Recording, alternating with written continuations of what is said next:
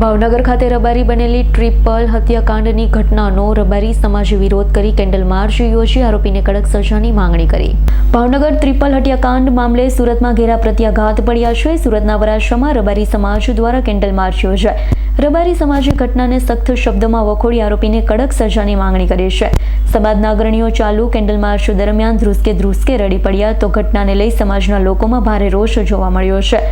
આવો વ્યક્તિ સમાજમાં ક્યારેય હોતો નથી। 10 દિવસ સુધી આરોપીને સમાજના લોકોને પણ ગેરમાર્ગે દોર્યા, જેથી સમાજ આવા વ્યક્તિને માફ નહીં કરે।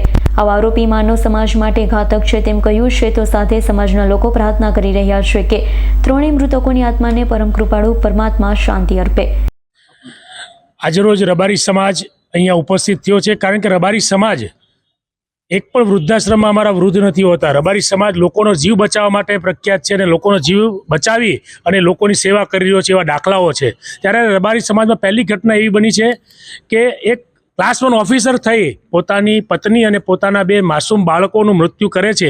તેને લઈ અને આજે અમે કેન્ડલ માર્ચ યોજી રહ્યા છીએ। અને આ કેન્ડલ માર્ચ એટલા માટે છે, આ રબારી સમાજ પોતાના સમાજમાં અને બીજા પણ સમાજ આવો કોઈ દાખલો ન બેસે એના માટે અમે જાતે અમારા સમાજના અપરાધી હોવા છતાં અમે સરકારને એવો મેસેજ આપવામાં માંગીએ છીએ કે ફાસ્ટ ટ્રેક કોર્ટની અંદર આ કેસ ચાલે, એવા પુરાવા એકત્રિત કરવામાં આવે, કેસની અંદર એવી ચાર્જશીટ દાખલ કરવામાં આવે કે આરોપીને કડકમાં કડક સજા થાય। અને અમારા સમાજનો હોવા છતાં પણ અમે સમાજના યુવાનો આજે જાગૃત થઈ અને ફાસ્ટ ટ્રેક કોર્ટમાં જલ્દી આ કેસ ચાલે, વ્યવસ્થિત રીતે સરકાર આના પુરાવા એકત્રિત કરે અને જે પણ આ નિંદનીય ખૂબ છે એનામાં કડકમાં કડક સજા બેસી અને દાખલો બેસે કે આ સમાજ એક દુધળિયો સમાજ છે, ઉજળો સમાજ છે। આ સમાજની રૂપે જે ડાઘ લાગ્યો છે એ ડાઘને મિટાવવા માટે અમે સમાજના યુવાનો આજે કેન્ડલ માર્ચ રૂપે સરકારને ચેતવણી આપીએ છીએ અને સરકારને પણ આહવાન કરીએ છીએ કે આમાં કડકમાં કડક સજા અને વહેલામાં વહેલી તકે સજા થાય અને બીજા આની સાથે જે કંઈ પણ આરોપીઓ હોય એને પણ સામેલ કરી અને એની સામે પણ યોગ્ય કાર્યવાહી કરવામાં આવે।